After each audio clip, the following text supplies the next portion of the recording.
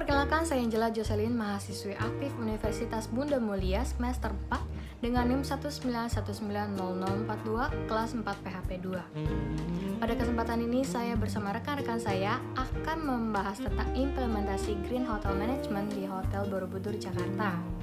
Sebelum memulai presentasi ini, rekan-rekan saya akan memperkenalkan diri terlebih dahulu. Halo, saya Vincent, mahasiswa aktif semester 4 Universitas Bunda Mulia, jurusan Hospitality dan Pariwisata. Hari ini saya akan mempresentasikan tentang implementasi Green Hotel Management di Hotel Borobudur.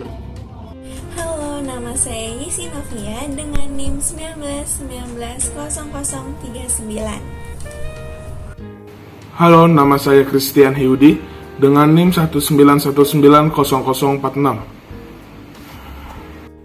Halo, perkenalkan nama saya Mesyana Rasalin, mahasiswa aktif Universitas Bunda Mulia semester 4 dengan NIM 1919025 dari kelas 4 PHP 2. Perkenalkan, nama saya Nathanael David Darsono dengan nomor induk mahasiswa 1919050 akan membahas tentang Finance Green Hotel Borobudur.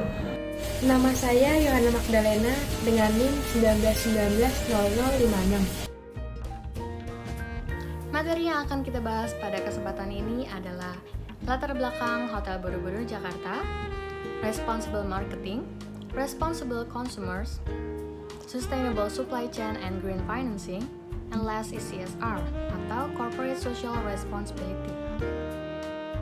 Saya akan membahas materi pertama, yaitu mengenai latar belakang Hotel Borobudur. Hotel Borobudur Jakarta yang dahulunya disebut Hotel Banteng adalah hotel berbintang 5 yang mewah dan berlokasi di selatan lapangan Banteng. Hotel ini berlantai 18 dengan jumlah kamar saat ini mencapai 695 kamar. Hotel Borobudur mengimplementasikan Green Hotel Management yang ramah lingkungan selama lebih dari 10 tahun. Bahkan Hotel Borobudur pernah meraih penghargaan ASEAN Green Hotel Awards 2014-2016 yang menjadikannya sebagai hotel terhijau se-Asia Tenggara, serta mendapatkan peringkat pertama 10 Green Hotel di Indonesia pada National Green Awards 2013. Penghargaan tersebut didapatkan karena area hotel yang selalu didominasi dengan ruang terbuka hijau yang asri dan juga sejuk. Pengimplementasian Green Hotel Management di Hotel Borobudur dilakukan dengan berbagai cara, seperti yang pertama, menyediakan beberapa titik yang dikhususkan untuk memberi makan burung, sehingga burung-burung akan datang ke area taman di hotel. Dengan begitu akan menambah nuansa asri dan juga alami.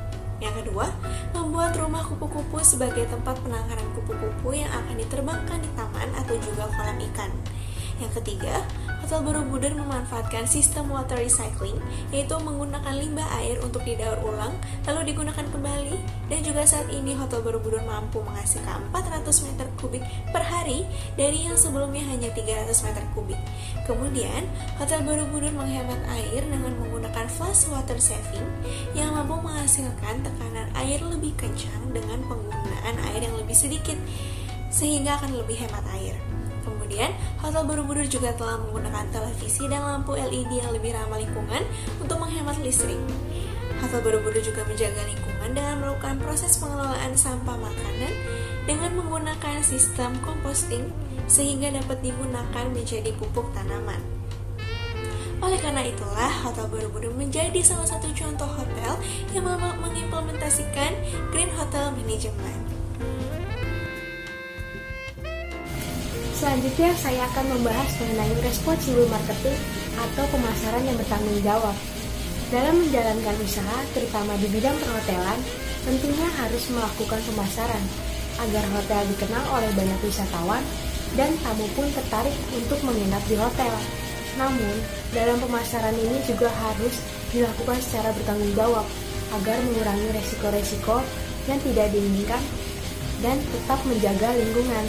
Dan Hotel Borobudur telah mengimplementasikan responsible marketing dengan melakukan beberapa kegiatan seperti Hotel Borobudur sudah mencerminkan menjadi hotel yang ramah lingkungan sehingga sudah memenangi beberapa penghargaan seperti penghargaan ASEAN Green Hotel Awards tahun 2014 sampai tahun 2016 yang menjadikan sebagai hotel terhijau se-Asia Tenggara, serta mendapatkan peringkat pertama di 10 Green Hotel di Indonesia pada National Green Awards tahun 2013. Kedua, Penerapan Green Concept Hotel dengan mendaur ulang sampah, kertas, plastik, dan juga mendaur ulang limbah air, sehingga lingkungan sekitar pun tetap terjaga. Yang ketiga, Hotel Borobudur menerapkan Green Hotel Management, yaitu seperti menggunakan bahan yang ramah lingkungan di setiap perlengkapan. Salah satu contohnya yaitu plastik yang digunakan terbuat dari tapioka sehingga terurai dengan mudah di tanah. Yang keempat, Hotel Borobudur melakukan kegiatan promosi seperti bekerjasama dengan travel agent untuk meningkatkan penjualannya dan menerapkan website booking sehingga dapat mempermudah tamu yang ingin menginap. Dan Hotel Borobudur juga mengadakan promo-promo yang menarik sehingga para wisatawan dapat tertarik untuk menginap di hotel. Yang kelima, Hotel Borobudur memberikan tugas dan tanggung jawab kepada masing-masing jabatan pada struktur organisasi, sehingga kegiatan hotel dapat berjalan sesuai dengan tugas dan tanggung jawabnya masing-masing. Yang keenam, Hotel Borobudur juga memberikan pelatihan yang terbaik untuk karyawan dengan standar pelayanan, sehingga dapat dipastikan bahwa semua hal yang berkaitan dengan pelatihan akan berjalan dengan baik. Yang ketujuh, Hotel Borobudur juga melakukan pemantauan perbaikan bisnis sehingga dapat memantau keberhasilan dan konsisten dengan kebijakan lingkungan. Saya akan membahas responsible consumer. Responsible consumer adalah tanggung jawab konsumen yang diberikan oleh perusahaan terhadap barang atau jasa yang digunakan pada suatu hotel. Seperti tamu yang menginap, biasanya kita diberi tanggung jawab untuk menjaga keamanan hotel supaya tidak membuat onar. Selain itu, seperti kita tidak boleh merusak barang-barang hotel. Kenapa? Karena tanggung jawab yang diberikan hotel adalah jika kita merusak, kita harus mengganti rugi. Itu tanggung jawab yang harus dilakukan konsumen selama berada di hotel tersebut. Implementasi responsible konsumen di Hotel Borobudur. Yang pertama, memberi tanggung jawab yang besar kepada pelanggan. Tanggung jawab yang besar adalah seperti pelanggan diberikan fasilitas full oleh hotel, tetapi pelanggan harus menjaga fasilitas tersebut agar tidak boleh rusak, seperti ranjang, televisi pada kamar, alat-alat fitness kalau di hotel ada, fasilitas hotel lainnya seperti meja, bangku, dan lain-lainnya. Lalu, menerima kritik dan saran pelanggan dan memperbaiki jika ada kesalahan. Biasanya setelah tamu hotel yang menginap, ada beberapa tamu yang sering mengeluhkan kritik dan saran kepada resepsionis. Resepsionis harusnya bisa memberi dan akan memperbaiki jika kesalahan tersebut memang betul. Yang ketiga, memberitahu apa saja barang yang tidak boleh dan boleh untuk dibawa pulang. Seperti contoh, barang yang tidak boleh dibawa pulang adalah seperti kalau di kamar seperti bangku, spray, handuk, televisi mungkin. Karena biasanya orang-orang kebanyakan tamu suka mengambil apa yang bukan menjadi hak dia. Hotel memberikan barang-barang untuk dibawa pulang seperti semacam teh-tehan, teh celup, terus sendal, sabun, shampoo. Itu barang yang boleh dibawa pulang oleh tamu selama tamu menginap di hotel tersebut. Selebihnya, tamu tidak boleh membawa pulang barang tersebut. Jika ketahuan tamu membawa pulang barang lebih dari itu, biasanya tamu akan didenda. Seperti itu. Yang keempat, memberikan informasi untuk masalah jam check-in dan check-out dengan tujuan konsumen dapat memprepare sebelum waktu tersebut. Maksudnya apa?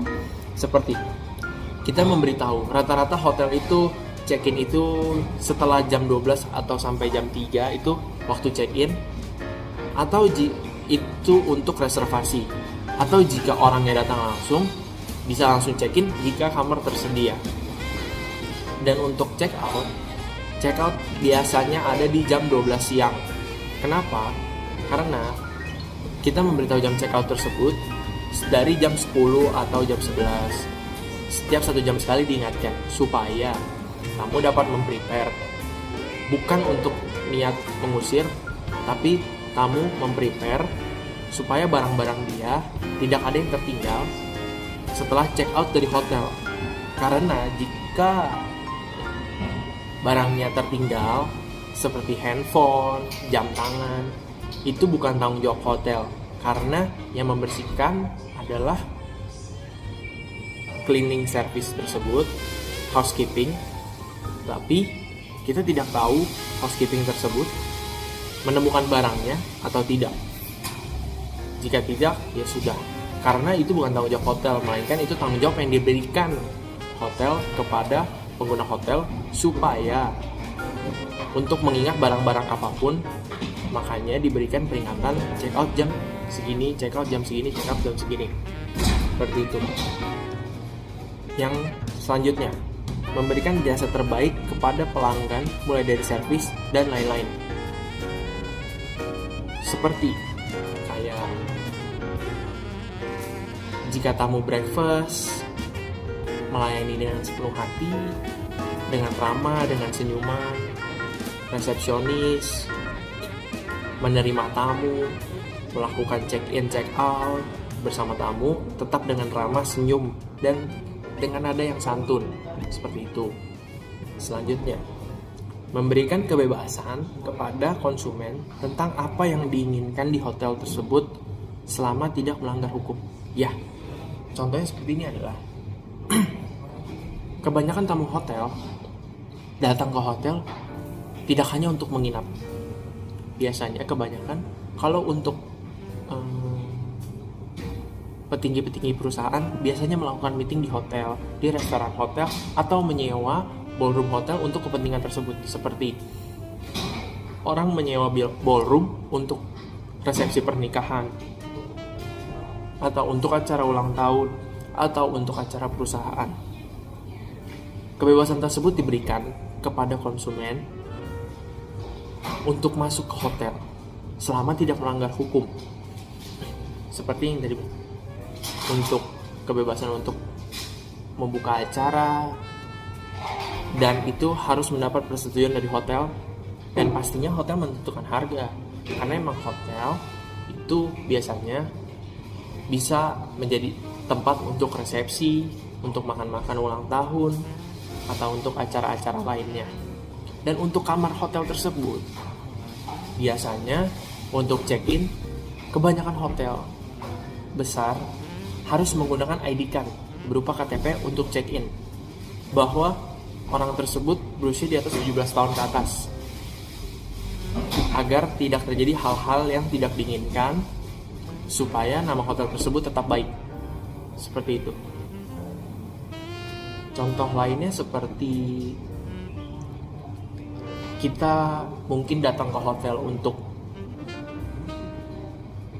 makan di restoran hotel karena restorannya enak mungkin, atau karena restorannya terkenal di hotel ini, di hotel itu. Terutama di Hotel Borobudur, di restoran tersebut yang terkenal adalah sop buntutnya. Biasanya rata-rata orang datang ke Hotel Borobudur untuk memakan sop buntutnya. Dan karena memang kamarnya bagus, mungkin untuk menjadi tempat foto sebelum pernikahan, seperti itu. Itu biasanya tanggung jawab yang dilakukan hotel kepada konsumen yang memberikan feedback. Barat kata itu hotel memberikan tanggung jawab kepada konsumen, tetapi konsumen tersebut masih di bawah pengawasan hotel dalam tanggung jawab tersebut. Karena biasanya hotel-hotel memiliki CCTV di setiap titik ruangannya. Sekian dari presentasi saya. Presentasi selanjutnya akan dijelaskan oleh teman kelompok saya. Terima kasih. Mohon maaf bila ada salah kata. Salah satu kegiatan dari hotel adalah menjual produk, seperti menjual kamar untuk tamu menginap. Salah satu faktor yang paling mempengaruhinya adalah supply chain, yang dimana bila tidak dimanage dengan baik, ada kemungkinan hotel tersebut tidak akan berjalan.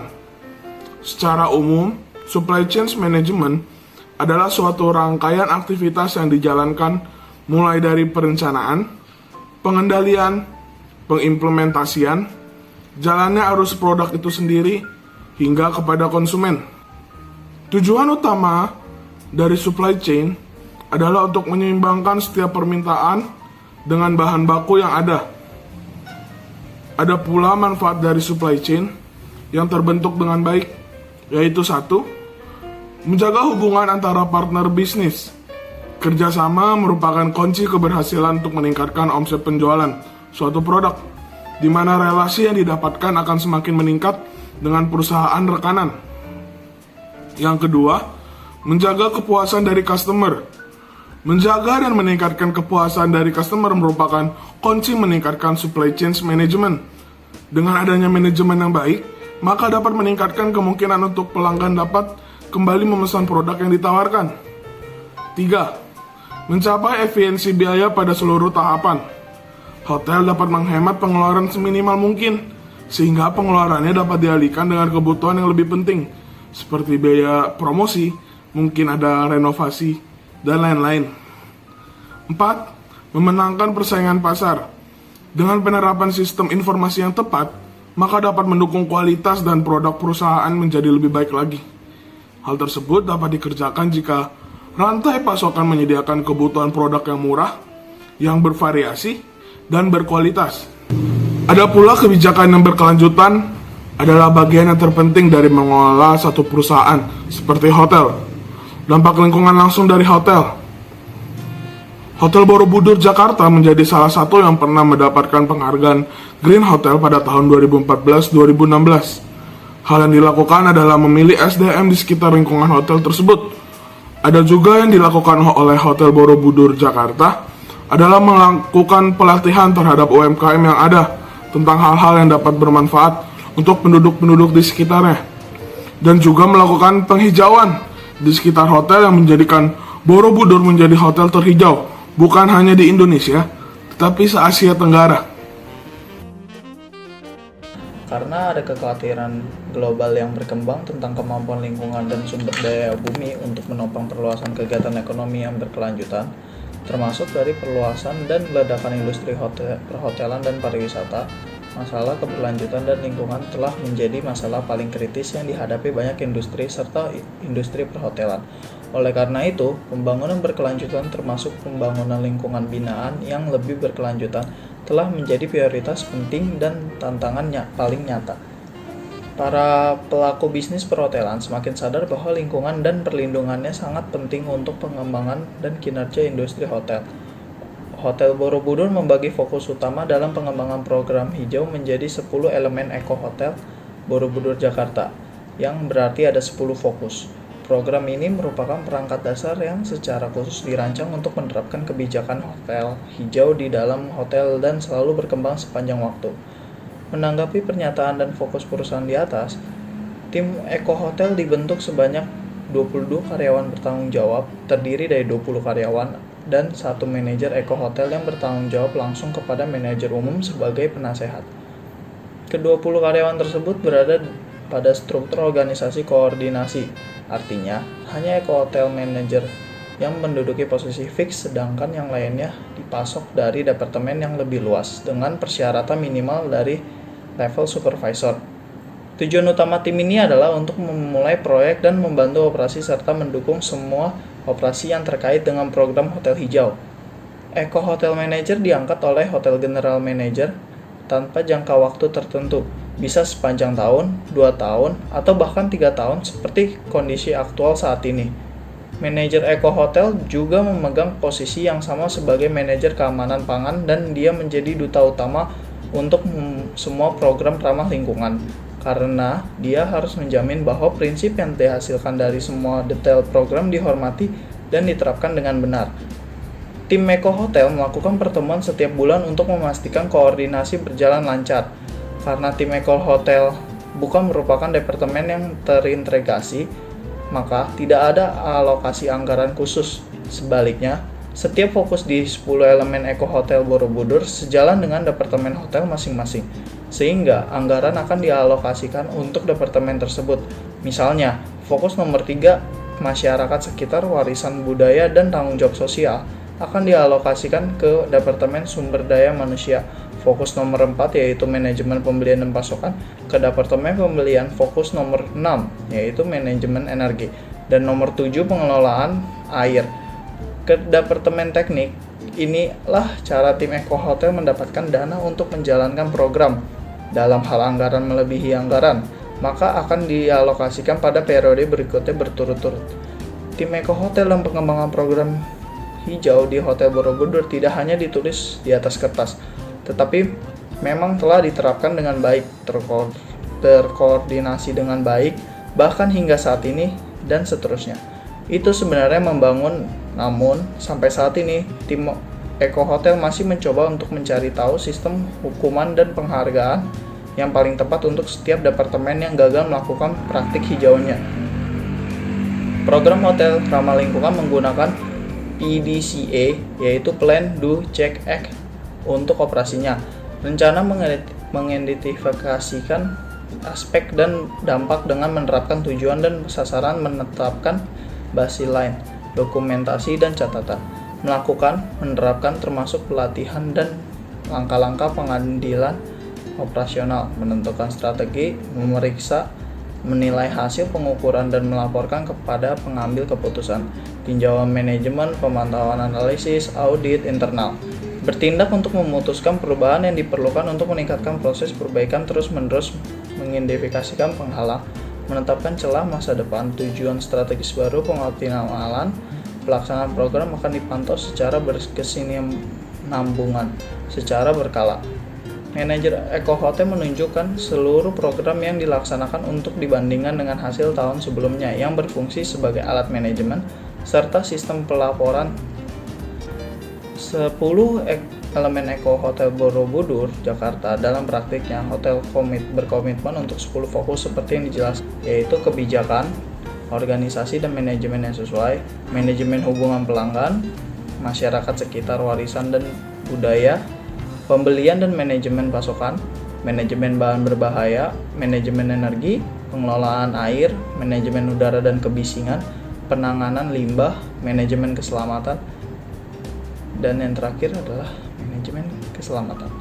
Dengan menerapkan ke-10 elemen Eko Hotel Borobudur Jakarta sejak tahun 2011, kinerja Hotel Borobudur dalam skala global menonjol dan dianugerahi dengan beberapa penghargaan, yaitu pemenang pertama National Green Hotel Award 2013 sampai 2015 dan pemenang pertama ASEAN Indonesia Green Hotel Award 2014 sampai 2016. Hotel Borobudur mendapatkan nilai tertinggi untuk 2 poin, yaitu daur air ulang limbah dan pembersihan ramah lingkungan. Air daur ulang digunakan untuk menyirami taman hotel yang luas dan untuk menyiram toilet, juga mengurangi limbah penggunaan air dan baterai, serta menghemat penggunaan AC. Hotel Borobudur juga memutuskan untuk menilai praktik lingkungan mereka dan dengan demikian memperoleh sertifikasi Prover kategori biru 2013 sampai 2014 dan sertifikasi sistem manajemen hotel ramah lingkungan dari TUV. Dengan semua penghargaan dan prestasi implikasi praktik hijau tersebut, Hotel Borobudur telah memperoleh beberapa manfaat, yaitu pertama, penghematan dan efisiensi energi sehingga service charge karyawan meningkat sehingga kesejahteraan karyawan terjamin. 2. Brand image hotel yang lebih kuat. 3. Memotivasi seluruh manajemen baik hotel maupun perusahaan untuk selalu memperbarui dan memunculkan ide-ide segar untuk program hijau mereka masing-masing. Terima kasih. Sebelum saya memulai, saya akan menjelaskan apa itu CSR atau Corporate Social Responsibility. CSR adalah konsep manajemen perusahaan yang mengintegrasikan masalah lingkungan dan sosial pada operasi bisnis perusahaan dan berinteraksi dengan pemangku kepentingan atau stakeholders perusahaan. Berikut adalah manfaat dari menerapkan CSR di perusahaan. Yang pertama, citra publik yang lebih baik. Citra publik yang lebih baik ini didapatkan dengan melakukan hal-hal sederhana, seperti bekerja secara sukarela selama seminggu sekali dalam waktu sejam di organisasi amal. Hal ini akan membuat para konsumen mengira perusahaan adalah perusahaan yang berkomitmen dalam hal-hal sosial dan hal-hal lainnya, dan juga para konsumen akan lebih menyukai perusahaan tersebut. Yang kedua, meningkatkan kesadaran dan pengenalan merek. Jika perusahaan tersebut melakukan praktik etika dan hal tersebut menyebar, akan menyebabkan lebih banyak orang mendengar dan menciptakan serta meningkatkan kesadaran merek perusahaan. Manfaat yang ketiga, meningkatkan keterlibatan pelanggan. Kalau suatu perusahaan menggunakan sistem berkelanjutan, perusahaan tersebut akan mempostingnya ke sosial media dan menunjukkan upaya mereka ke media lokal. Hal ini dilakukan dengan harapan para pelanggan akan melihatnya dan ikut terlibat dengan operasional mereka. Yang keempat, memiliki keunggulan lebih dibandingkan pesaing. Dengan melakukan CSR, perusahaan akan memiliki hal menonjol dibandingkan perusahaan lain yang ada di industri yang sama. Contohnya dengan lebih memantapkan diri dengan melakukan hal-hal yang berkaitan dengan lingkungan dan sosial, akan memberikan hal yang lebih menonjol dibandingkan perusahaan lain. Yang kelima, keterlibatan karyawan menjadi lebih besar. Dengan memastikan karyawan mengetahui tentang strategi CSR, hal ini akan membuat karyawan lebih nyaman bekerja di tempat yang memiliki citra yang baik daripada yang tidak. Manfaat yang terakhir, memberikan manfaat lebih pada karyawan. Manfaat lebih ini mengacu pada tempat kerja yang positif dan produktif, dan dengan mempromosikan hal-hal seperti bekerja secara sukarela akan mendorong pertumbuhan pribadi yang lebih profesional. Corporate Social Responsibility terbagi menjadi 4 jenis. Yang pertama, tanggung jawab lingkungan. Tanggung jawab lingkungan ini mengacu pada keyakinan kalau perusahaan atau organisasi sebisa mungkin harus bersikap ramah lingkungan. Apa saja upaya yang harus dilakukan perusahaan dalam menjalankan tanggung jawab lingkungan ini? Yang pertama, mengurangi polusi, emisi gas rumah kaca, penggunaan plastik sekali pakai, konsumsi air, serta limbah umum lainnya. Yang kedua, meningkatkan penggunaan energi terbarukan, sumber daya berkelanjutan. Yang ketiga, mengimbangi dampak lingkungan seperti menanam pohon, mendanai proyek yang berkaitan dengan lingkungan. Yang kedua, tanggung jawab etis. Tanggung jawab etis ini mengacu pada perusahaan harus memastikan bahwa perusahaannya beroperasi dengan cara yang adil dan etis. Perusahaan yang melakukan tanggung jawab sosial ini memiliki tujuan. Tujuannya itu untuk mencapai perlakuan yang adil terhadap semua pemangku kepentingan atau stakeholders. Yang ketiga, tanggung jawab filantropis. Tanggung jawab filantropis ini mengacu pada tujuan bisnis untuk secara aktif membuat dunia dan masyarakat menjadi tempat yang lebih baik. Perusahaan atau organisasi yang didorong oleh tanggung jawab filantropis ini seringkali mendedikasikan sebagian dari pendapatan mereka untuk disumbangkan ke badan amal atau nirlaba yang memiliki misi yang sejalan dengan perusahaan mereka. Yang terakhir, tanggung jawab ekonomi. Tanggung jawab ekonomi adalah praktik perusahaan yang mendukung keputusan keuangannya dalam berkomitmen dalam berbuat baik di bidang ramah lingkungan, etis, dan filantropis. Selanjutnya adalah implementasi CSR di Hotel Borobudur Jakarta. Pada gambar 1, Hotel Borobudur Jakarta mengikuti kegiatan penanaman pohon bersama dengan CSR Artagraha Peduli dalam memperingati Hari Bumi tepatnya pada tanggal 22 April 2016. Hotel Borobudur Jakarta meyakini bahwa dengan mengikuti kegiatan ini, mereka dapat membantu mencegah perubahan iklim yang ekstrim. Lalu pada gambar kedua, Hotel Borobudur Jakarta bersama dengan Yayasan Kemanusiaan Indonesia memberikan pengobatan gratis, yakni pemeriksaan kesehatan mata, pemberian kacamata, dan operasi katarak secara gratis.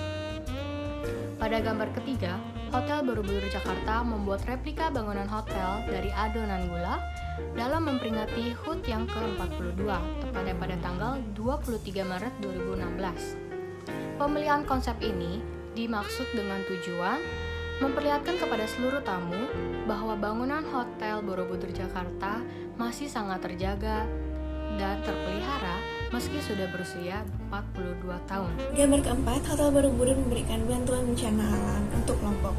Lalu, di gambar kelima, pada tanggal 23 Maret 2017, Hotel Borobudur Jakarta merayakan ulang tahunnya ke-43 bersama dengan 143 anak panti asuhan dari Panti Asuhan Rahmatan Lil Alamin, Panti Asuhan Muslimin, Yayasan Gereja ASI, dan masyarakat dari daerah sekitar, yaitu di Utan Panjang. Semua anak-anak panti asuhan dan warga menerima santunan yang dapat digunakan untuk mendukung program belajar mereka. Kemudian di gambar ke-6, turut serta Hotel Borobudur dalam kegiatan Earth Hour dalam rangka mendukung kampanye perubahan iklim dan pencegahan pemanasan global. Hotel Borobudur Jakarta menggelar pemadaman listrik dan peralatan elektronik lain selama 1 jam pada 20.30 sampai 21.30 WIB di saat Earth Hour 2017 berlangsung, yakni pada tanggal 25 Maret 2017. Aksi pemadaman listrik ini juga dilakukan sebagai aksi nyata dalam menjaga lingkungan dan mendukung kebijakan pemerintah terhadap Konvensi Kerangka Kerja PBB untuk Perubahan Iklim UNFCCC. Dengan melakukan kontribusi kecil ini diharapkan bisa memangkas emisi karbon dioksida dan perusahaan-perusahaan lain dapat melakukan hal yang sama sehingga makin banyak lagi emisi gas yang bisa dihemat. Kesimpulannya adalah Hotel Borobudur mengimplementasikan Green Hotel Management yang ramah lingkungan selama lebih dari 10 tahun. Dan Hotel Borobudur juga pernah meraih penghargaan ASEAN Green Hotel Awards pada tahun 2014 sampai 2016 yang menjadikan sebagai hotel terhijau se-Asia Tenggara. Sehingga Hotel Borobudur dapat menunjukkan atau melakukan kegiatan yang menjadikan bentuk kepedulian terhadap lingkungan seperti pemasaran yang bertanggung jawab atau responsible marketing, responsible customers, sustainable supply chain, green financing, CSR atau corporate social responsibility, yang memiliki banyak manfaat mengenai konsep manajemen dalam mengintegrasikan masalah sosial dan lingkungan. Dan ada beberapa contoh kegiatan-kegiatan yang dilakukan oleh Hotel Borobudur. Contohnya seperti mengadakan kegiatan donor darah, memberikan bantuan yang terkena bencana alam, dan ikut berpartisipasi dalam pemotongan hewan kurban.